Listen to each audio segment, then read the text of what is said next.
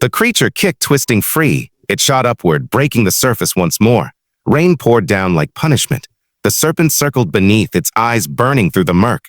This was no battle of strength, only of survival. The creature swam toward a fallen tree half submerged in the water. Its claws dug into the bark. It hauled itself up, panting, shaking, blood mixing with rain. Its tail was torn, scales missing in jagged lines. The serpent watched from below. It did not leave. It waited, patient as death. Thunder cracked overhead. Flames glowed faintly on the horizon where the volcanoes burned. The air smelled of smoke and fear. Every sound carried danger. The creature stayed still, shivering. It could not rest, but it could not move either. Its eyes scanned the water, catching the glint of scales again and again. Each time it blinked, it expected the end. But the serpent turned away at last. Its massive form slid back into the deep, vanishing beneath a curtain of rain. The surface grew calm once more. The world whispered in false peace. The creature climbed down from the log, limping. It followed the smell of trees and moss deeper into the forest. Its wounds throbbed, each step leaving a red mark on the mud. Night was falling. The jungle transformed with the dark. The shadows stretched longer, moving like spirits through the mist. Insects began their cries. Shrill, endless, haunting. The air was thick, humid, alive with movement. The creature's senses sharpened. It could hear the heartbeat of small things beneath the leaves. It could smell the faint sweetness of blooming fungi. And it could taste the metallic tang of blood still dripping from its wounds. A distant growl rumbled through the trees. Not the serpent, not the same predator as before. Something new. The creature froze, ears twitching. The growl came again, closer this time. Then another sound, lighter, quicker, multiplied. More than one.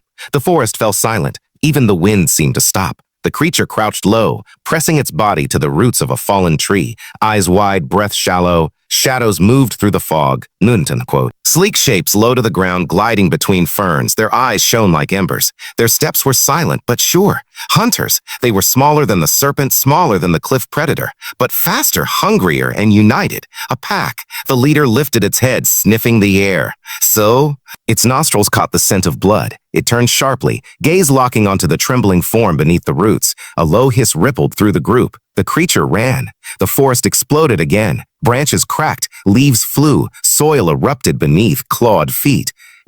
The pack followed, weaving through the trees like smoke. The chase was swift and merciless. The creature leapt over rocks, slid through mud, clawed its way across fallen trunks. Behind it, the hunter's breath grew louder, closer, hotter. They were gaining. Empuotinen.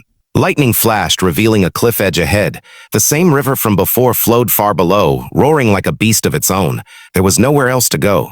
The creature turned, teeth bared, body shaking, ready to fight. The first hunter lunged.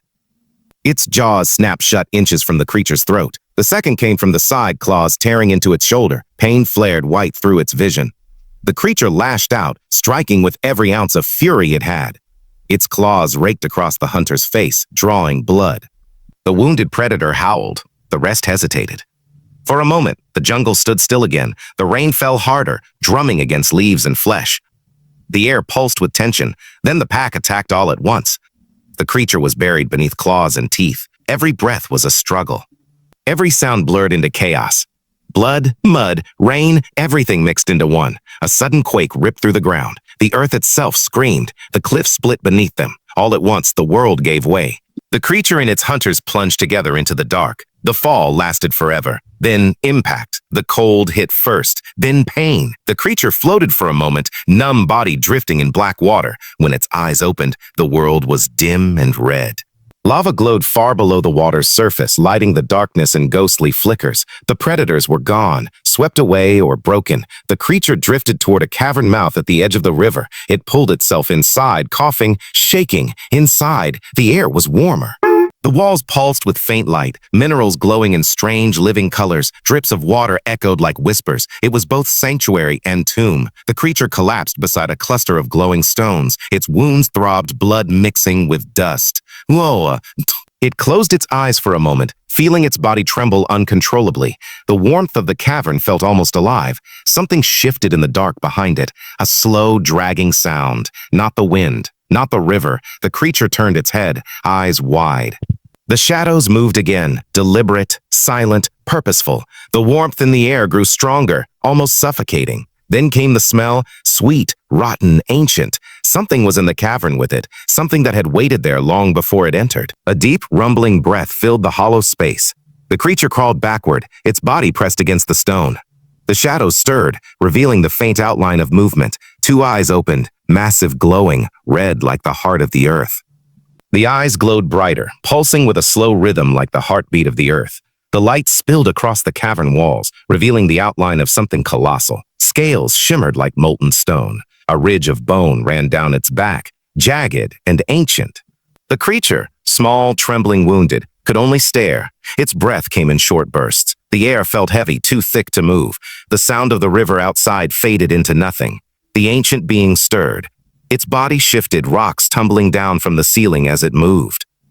When it exhaled, the cavern filled with heat. The air shimmered. The creature's wounds stung as if touched by fire. This was no ordinary predator. It was something older, something that had slept beneath the surface for ages beyond count, a remnant of a world that had already died once before. Nah. The creature tried to back away, claws scraping against stone, but the Ancient One watched, not with hunger, but recognition. It leaned closer, its red eyes softening, its voice a low hum that trembled through the ground.